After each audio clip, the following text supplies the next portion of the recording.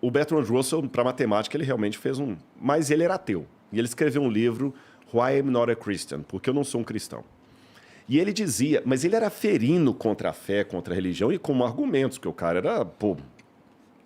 Aí ele pegou e escreveu: o único homem que a gente deveria valorizar seria Pitágoras. O mundo deveria reverenciar Pitágoras e não Jesus. Porque Jesus é um mito. Pitágoras deixou um legado. Agora, ao mesmo tempo que era um gênio, culto, ganhou o prêmio Nobel na área de matemática, com todo respeito, que asneira Bertrand Russell disse. Sabe por quê? Se você for checar a um especialista em história grega, nós não temos nem certeza se Pitágoras existiu.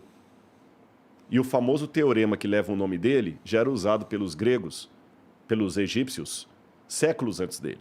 Até o título Teorema de Pitágoras é um mito. Porque não existe nenhuma... E se tiver um matemático não assistindo, ele pode falar se eu estou falando bobagem ou não. Não existe nenhuma confirmação arqueológica, histórica, que Pitágoras sistematizou o famoso Teorema de Pitágoras. E os egípcios já usavam na sua engenharia antes, na sua engenharia e tudo mais. E até hoje eu não vejo nenhum matemático ateu pedindo desculpas por falar do Teorema de Pitágoras. E até se Pitágoras existiu, se ele existiu, eu acredito que ele existiu, o máximo que a gente sabe é que talvez ele foi um cara mais místico do que um matemático. Agora, Jesus, eu tenho comprovação da existência de Jesus em Flávio Josefo, Tácito, Suetônio, só para citar alguns. O que são isso? O que são essas coisas que você citou? Tácito e Suetônio, por exemplo, são autores romanos que confirmam a existência de Jesus de Nazaré. Da época, do primeiro século. Você encontrou esses textos. A humanidade encontrou esses textos. O Flávio Josefo. Que data? O Tácito e Suetônio estão no final do primeiro século. Flávio Josefo está na segunda metade do primeiro século. Você tem outro também agora que eu vou lembrar. O Talmud babilônico. O Talmud também menciona Jesus. Então, nós temos mais evidências históricas sobre Jesus do que sobre Pitágoras. Aí vem o camarada lá, genial, Bertrand Russell, e fala: Jesus era um mito, Pitágoras que era histórico. Desculpa, aí do ponto de vista histórico, ele que está sendo crédulo. Aí eu não tenho fé suficiente para ser um ateu. Você entendeu? Nesse sentido, eu não tenho. Aí o pessoal, o que acontece? O problema é que o pessoal, às vezes, coloca a Bíblia como se uma coisa ridicularizada, é coisa besteira, é só crente. Eles pensam sempre no crente como aquele gado. Não é, gente. E vou mais além. Vou comparar Jesus com Alexandre o Grande. Eu, particularmente, acredito que o Evangelho de Marcos foi composto por volta do ano 50. Eu tenho evidências da papirologia, não vou destrinchá-las aqui por questão de tempo, mas mesmo aqueles que colocam os evangelhos todos depois do ano 70, eu coloco como sendo anterior ao ano 50, 60. Mas mesmo aqueles que colocam os evangelhos depois do ano 70, os evangelhos estão distantes de Jesus 30 anos. Só que a biografia de Alexandre, mais antiga, está distante dele 300 anos. E dessa biografia de Alexandre, que está distante dele 300 anos, a cópia mais antiga que eu tenho está mais 300 anos na frente. Então, eu tenho que supor que essa cópia de 300 anos depois esteja fiel a última coisa que vocês ouviram e torcer para isso ser fiel à vida dele. Exatamente. Agora, os evangelhos estão distantes de Jesus apenas algumas décadas. E você pega o fragmento do Evangelho de João, o papiro, o P52, se eu não me engano, que é nossa, fugiu agora. Daqui a pouco eu vou lembrar. É um texto de João, do Evangelho de João, que data aproximadamente do ano 130. Ele está distante do original de João apenas uns 30 anos. Olha a diferença. Nossa, a gente fugiu agora. O nome do papel é o P... a gente tem um nome, acho que é o P52, se não me engano. A gente data, coloca o Johns Highlands, é o nome vulgar dele é Johns Highlands, porque ele está na biblioteca de Johns Highlands, mas ele tem o número técnico dele. Aí você pega... Vou dar um último exemplo para vocês aqui. Eu estou contando tudo isso porque a galera que está assistindo não imagina que o lado da crença tem todo esse academicismo que estou apresentando. Eu não imaginava. Vou pegar dos livros antigos da humanidade, o único livro mais bem documentado em termos de cópia é a Ilíada de Homero. É a Ilíada de Homero. Esse tem muitas cópias. Tem umas 1000... Estou falando cópias antes da invenção da escrita, tá? Da imprensa, de Gutenberg.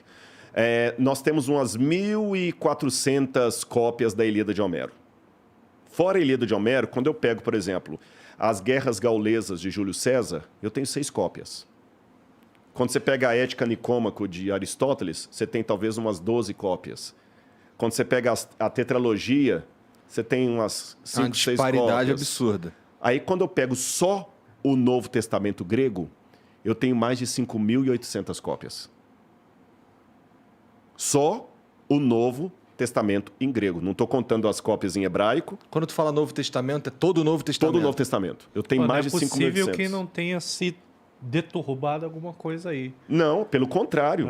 Quanto maior o número de cópias, é o inverso.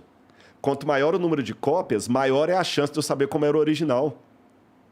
Nossa, que curioso. É o porque oposto, você tecnicamente falando, é o consegue contrário. comparar o que tem de diferente entre esse monte de cópias. Exatamente. Por quê? Porque se eu só tenho 2 cópias disso aqui, e uma está falando Bernardo, outra está falando mercado, Não, aí ferrou. eu tenho 50% de chance de estar certo uma ou outra.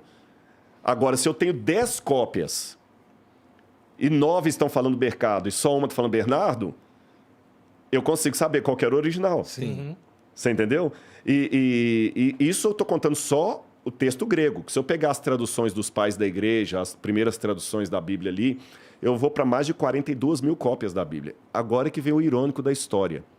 Nenhum livro, nem a Eneida de Virgílio, nem os diários de Marco Aurélio, nada, nenhum livro foi tão perseguido, proibido e destruído quanto a Bíblia Sagrada. E naquela época, fazer uma cópia de um livro era como construir um Rolls Royce manualmente, porque era muito caro o papiro. E os cristãos eram pobres na sua maioria. Eram pobres. E muitas Bíblias foram queimadas, destruídas. Na época de Diocleciano, por exemplo, ele mandou queimar todas as Bíblias. E mesmo quando o catolicismo teve a sua hegemonia na Europa, havia um cânon, por exemplo, eu vou lembrar qual é o nome do Papa aqui, que ele proibia os cristãos de terem Bíblias. E Bíblias eram queimadas a rodo. Nenhum livro foi tão queimado. Agora, olha o contraste da história. A Bíblia foi o livro mais queimado, mais destruído, mais proscrito, mais proibido, e é o livro que deixou a maior quantidade de cópias manuscritas. Os livros que não eram proibidos não foram tão bem preservados. Mas isso se dá à importância da Bíblia. A Bíblia, o poder da palavra está ali. Exatamente. Tipo, até o filme... O livro de Eli retrata muito bem isso. O livro de Eli. Que, cara, com a Bíblia, você pode mudar o mundo. Com a Bíblia, você pode fazer um bem absurdo, mas também pode fazer um mal absurdo com a Bíblia. Assim como é feito um mal com a Bíblia. A gente sabe disso. Tem pessoas que usam a Bíblia para ganho próprio e entre outras coisas. Então, desde a criação da Bíblia, eu acredito que a Bíblia foi perseguida por causa disso. Era um livro perigoso. Era um livro muito perigoso. Que eu pergunto aos meus colegas que não aceitam, que não acreditam na fé. Se a Bíblia é um livro tão ridículo como muitos colocam, e tem pontos complicados na Bíblia, vocês sabem que tem, por que ela foi tão ameaçadora? Cara, você chegar e falar que a Bíblia não é um livro ridículo, você não sabe o que é a Bíblia, você não leu. Eu não estou dizendo que li a Bíblia, eu li passagens da Bíblia, li contos, vamos dizer assim, alguns livros. E, cara, dá pra... Se você tem o mínimo de interpretação ali, você vai sentir que é um livro que toca, tipo, nos cultos, as palavras usadas pela Bíblia são aquelas que emocionam, são aquelas que curam por dentro. E transformam. Tipo, o poder da palavra na Bíblia... E olha que eu não sou cristão, não sou crente, mas eu consigo reconhecer isso. Tipo, é um absurdo. Então, dá para perceber o porquê que a Bíblia foi tão perseguida. Porque, com certeza... Tipo, em uma pequena civilização que é ignorante, que não tem um conhecimento, se você chega com uma Bíblia debaixo do braço e começa a pregar, brother... Eu sei que alguns agora podem estar ouvindo você perguntando assim, tá, mas e aqueles missionários que foram lá e acabaram com a cultura local e tudo mais? Deixa eu responder 2 coisas. Tem um camarada chamado Cata Ragoso, ele já morreu. E ele era da Papua Nova Guiné. E ele se converteu para a Bíblia. E aí, quando ele se converteu, ele passou a usar a roupa dos missionários, só que ele usava saia e ficava de pé no chão. Um cabelo desse tamanho. Aí um desses antropólogos, assim, é ridículo, os missionários acabaram com sua cultura. Ele falou, acabaram? Ele ouvindo assim, calmamente, acabaram com sua cultura. Aí o Catarragoso, coloca na internet, vai aparecer até a foto do Catarragoso, não sei se tem como colocar aí. O problema é digitar isso. Não, Cata com K, Cata e Ragoso, não sei se é Ragoso com S ou com Z, vai aparecer a foto dele aí, no Google. Cata, Ragoso, são duas palavras, né? Cata, Ragoso. Aí ele pegou e falou com o antropólogo. Esse aqui, ó, tá ali na frente ali com... Tem várias fotos dele. Ali na primeira, ali, ele tá com materiais da tribo dele aqui na mão, lá. Aqui, olha aqui, ó. Ele mais jovem. A foto do meio aqui, olha lá. Essa aí. Essa é legal porque mostra ele lá de pé no chão e sai. Ele se tornou um pastor adventista, inclusive. Olha como é que ele pregava. Com a saia e tudo, mantendo os instrumentos ainda. Ele era filho, inclusive, do chefe da tribo lá. E aí o cara ridicularizando, esses missionários que acabam com a cultura, ele falou assim, olha, que bom que eles acabaram com a cultura, senão eu estaria comendo você agora e encolhendo a sua cabeça. Porque a tribo dele era daqueles encolhedores de cabeça. Você está entendendo? Então é um negócio ridículo. Eu tenho que respeitar o índio que está lá matando criança. Não, porque a cultura do índio. A gente tem que respeitar o índio, né? Ele está pegando a criança e nascem gêmeos, ele mata um, você não pode intervir. É isso que eu não entendo. Nós temos todo um território nacional. Eu sei que muitos antropólogos vão me odiar, porque eu estou falando, estão achando que eu sou pré-moderno. Que seja, mas para mim é ridículo. Porque aqui, se eu mato uma criança, eu vou preso. Mas o índio pode matar uma criança porque a cultura dele a gente não pode intervir. Pô, caramba, não é por aí, não. Eu respeito as diferenças, mas tem coisas que eu posso questionar.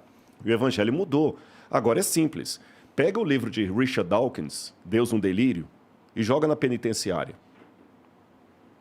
Quantos presos vão deixar a criminalidade porque leram Richard Dawkins, Deus um Delírio? Agora, na outra penitenciária, joga a Bíblia.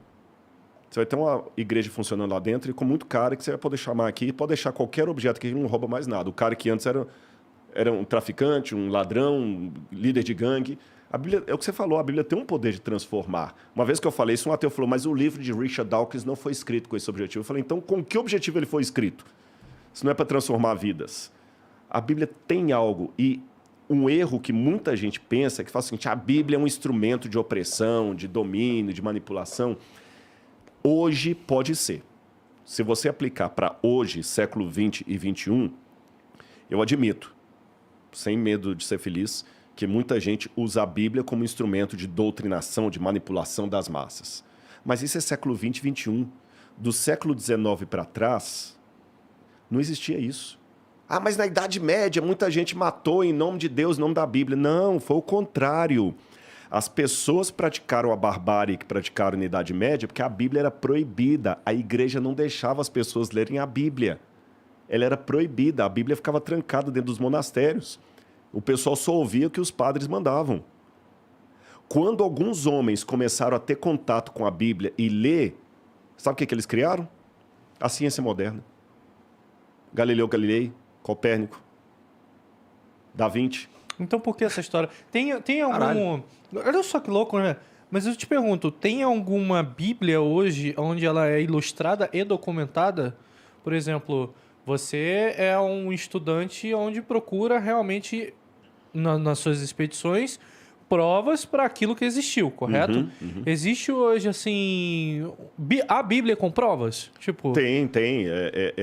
É um livro que eu gostaria muito de conhecer, porque, tipo, vai que numa passagem da Bíblia, tipo, tem um documento arqueólogo que prova que aquilo aconteceu, ou que prova que a Babilônia existiu. Sim. Eu tô tentando jogar isso para as pessoas. Eu tô até produzindo uma Bíblia anotada por uma editora, mas vai demorar uns anos para sair. Não, vai sair um negócio desse tamanho. Vai. E tem algumas condicionais e tudo mais, mas eu vou até fazer uma coisa. Eu vou dar de presente para vocês aqui e para a galera aqui. Eu vou dar um link do meu curso para vocês de presente. Boa. Você pode assistir lá. É uma vez por semana, tem aula lá.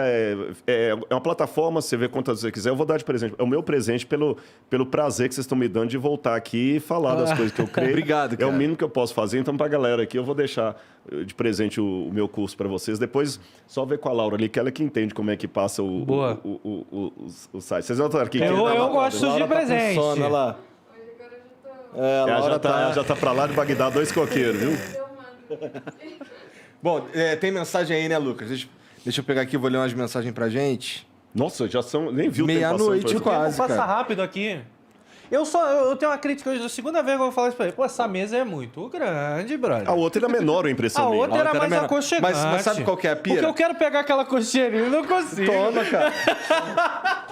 É que a TV, zoando, a TV é zoando. muito grande e aí precisa compor. Quer coxinha doce? Não, vou agradecer. Eu vou ao banheiro, que doce. agora Fica à tudo vontade, que entra fica à tem que vontade. sair. Vai falando aí do Jeff Coxinhas, ó. Tá. Não, o Jeff Coxinha eu já falei demais já. Ah, mas você tem que vender, você não quer vender mais? Então... Não, mas sabe qual é o meu problema? O grande, por exemplo, o Flow. Flow é marketing nacional.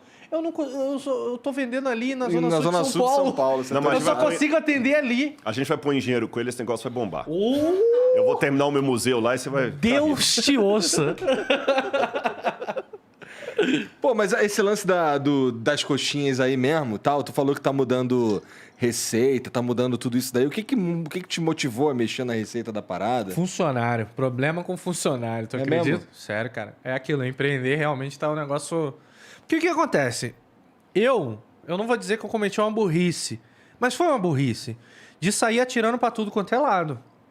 Como assim?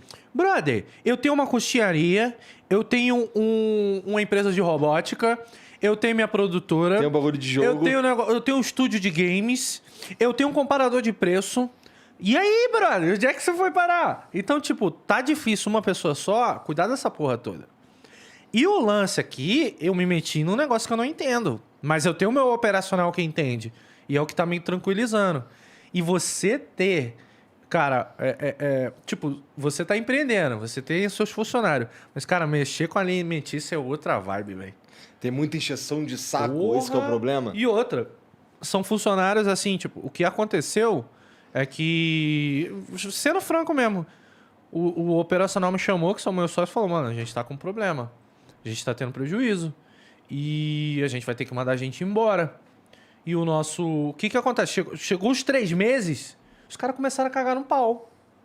Entregar coxinha azeda. Eita. Eu falei, eita, que o cara queria ser mandado embora.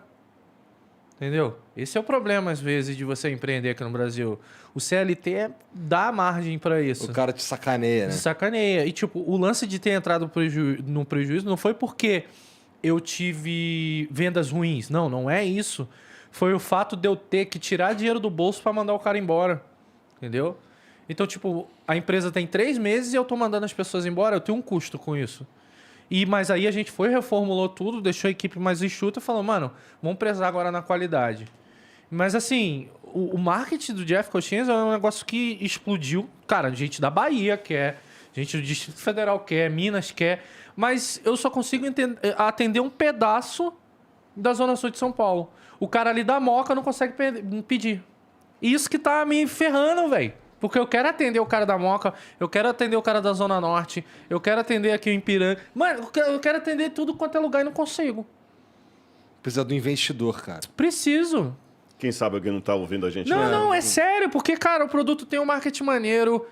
Tipo, eu vou começar a vender agora boné e camisa. Cara, tá todo mundo, não, se botar, vende. Eu tenho com certeza que se botar no Mercado Livre, tipo, 200 boné do Jeff Coxinha, vai vender em um dia, velho. Que a galera quer, a galera gostou da marca. Só que o meu problema todo é esse, eu não consigo escalar ela, eu não tô conseguindo escalar. E eu tô a passinho de formiga. Entendi. Bom, cara, boa sorte. Espero que você consiga Não! Mas vai dar bom. Pra você ter ideia, um dos meus sócios é o Nelsinho Piquet, o piloto de corrida. Sim. olha, Ele é meu sócio que nesse doideira, né? empreendimento. Já pensou? Já Que pensou? doideira, né? Doideira. Entrega mesmo. rapidão, mané. Pô, eu falei, pô, Nelson, tá correndo na Stock Car, vamos botar o logo lá no carro, pô. Pra dar uma presença, pra ver se alguém chega, quer investir. Ele, não é assim não, pô, vamos dar um jeito, brother. Imagina o carro da Stock Car vindo a milhão, o logo, a cabeça do Jeff Coxinhas, viu? Não é maneiro? Esse bitelo de nariz Essa aí. bitela de nariz aí. Vamos lá. Bom, o Will Deschepper mandou. O anticristo não se trata apenas de um indivíduo ou de uma entidade, pois a Bíblia diz haver muitos anticristos. 1 João 2,18. Fale sobre a profecia de Daniel 11 e como ela se encaixa hoje. Rússia é o rei do sul? O nome de Deus, Senhor, não é nome. Por que a igreja tirou o nome Deus? Bom, acho que ele fez várias... Wilderson, né? Fez umas 7 perguntas. Will. É. Ô, Will, bom, vamos por etapa. Eu vou tentar ser sucinto aqui, mas igual ao mini saia, né? Que curva todos os detalhes, mas chama a atenção. Tá. Então vamos lá. Em primeiro lugar, eu concordo com você, o anticristo é uma instituição, não é apenas um indivíduo, mas também quando na carta de João, que ele fala assim, muitos anticristos já saíram pelo mundo, ele está falando que eram pessoas que na época já estavam dissidentes do cristianismo e estavam tendo o espírito do anticristo. Porém, o Apocalipse deixa claro, 13, que haverá um anticristo final, corporativo, e toda corporação tem um líder, e que ele vai tentar dominar o mundo, etc. A gente precisaria de mais tempo para elaborar tudo isso. Mas você está correto em dizer que não é simplesmente ficar falando assim, é o Ronald Reagan, é o Saddam Hussein, é agora o Macron, ou é o Putin, né? Aquela coisa toda. Você também perguntou a questão da Rússia em Daniel 11. Realmente, há muitos que dizem que poderia ter a Rússia ali também no livro de Ezequiel, quando fala de Gog e Magog. Eu, particularmente, não vejo ali Gog e Magog como sendo a Rússia, não. Tá certo? Depois dá uma assistida num canal lá e eu coloquei assim... tá lá no Rodrigo Silva Arqueologia, no YouTube. Tem um vídeo lá que eu falo a minha posição sobre Gog e Magog ali, o que eu acho que poderia ser. E terceira questão, por que tiraram o nome de Deus da Bíblia, se não me engano, Senhor? Na verdade... Os próprios judeus, por respeito, porque o nome de Deus em hebraico você escreve com as letras Yod, Rei, Vav, Ei.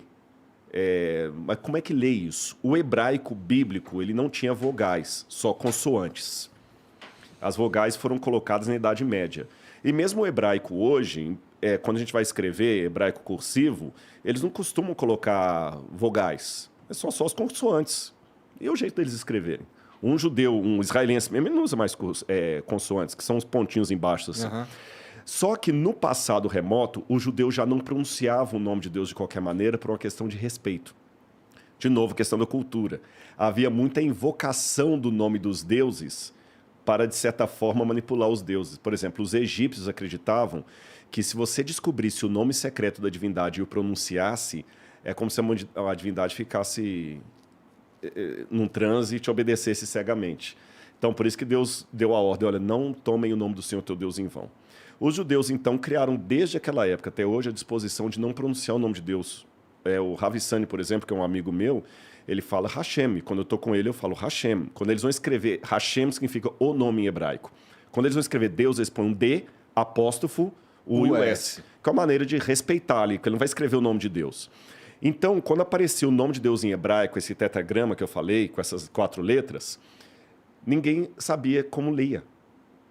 Porque se eu falo, o Yod é como se fosse um Y ou I. O Rei é como se fosse um H, aspirado ou não. O Vav como se fosse um V e o outro H. Então, você tem I e H. Você pode ler Yahvé ou Ravé. Depois... Já ouvi falar bastante em Yahvé mesmo. Yahvé ou Javé. Depois, com o tempo, alguns... copistas da Idade Média começaram a pegar as vogais de Adonai, que é o Senhor, e colocar Adonai, e aí ficou Yahová, ou Yehová. Mesmo os testemunhos de Jeová, eles admitem que o nome Jeová é um anglicismo, que até o J não tinha naquela época, né? Yehová, Yahvé. Então ninguém sabe ao certo como era a pronúncia do nome de Deus. Os judeus só pronunciavam o nome de Deus uma vez por ano, se eu não me engano, no dia do Yom Kippur, quando ao ler a Torá, eles pronunciam o nome de Deus. Só. Fora disso, ele não pronuncia. Então, se perdeu. Sempre na hora que lê o nome de Deus, eles trocavam por Hashem ou por Senhor. E as Bíblias acabaram mantendo assim também, apenas uma questão de respeito. Entendi. Então, calma aí, rapidinho, só uma duvidazinha. O nome de Deus é Deus? Deus, na verdade, a palavra Deus, como nós usamos em português... Sim. Ainda é um pouco obscura a etimologia dela. Muitos pensam que ela vem do sânscrito, com o significado de div, que é luz. Outros pensam que, através do sânscrito, passou para o grego, que o grego falava antes de Zeus, que Zeus, que era Deus, virou Theos, teologia, e Zeus se tornou o nome próprio de uma divindade. Então tem toda uma etimologia da palavra Deus. No hebraico, a palavra Deus é Elohim, ou El. El é a forma mais abreviada, Elohim a forma mais completa. E a gente encontra algumas divindades ugaríticas, cananitas, pagãs, sendo chamadas de El também. El. E em babilônio, ou acadiano, era Ilu. El, Ilu, parecido.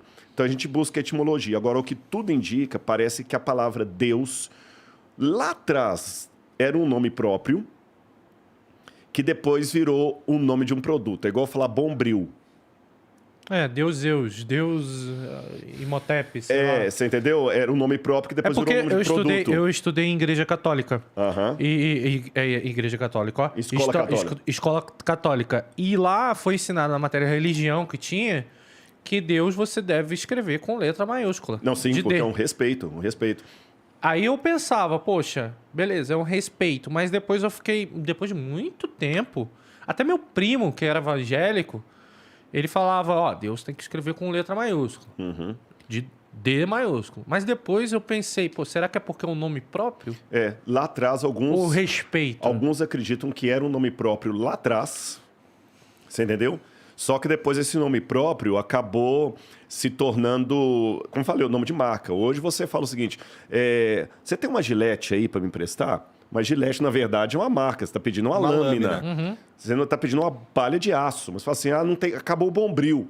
Então também o nome Deus acabou emplacando para mesmo aqueles que não eram Deus. E fora isso, um aspecto importante que o Will com certeza sabe, é que Deus na Bíblia, ele não se revela apenas com um título.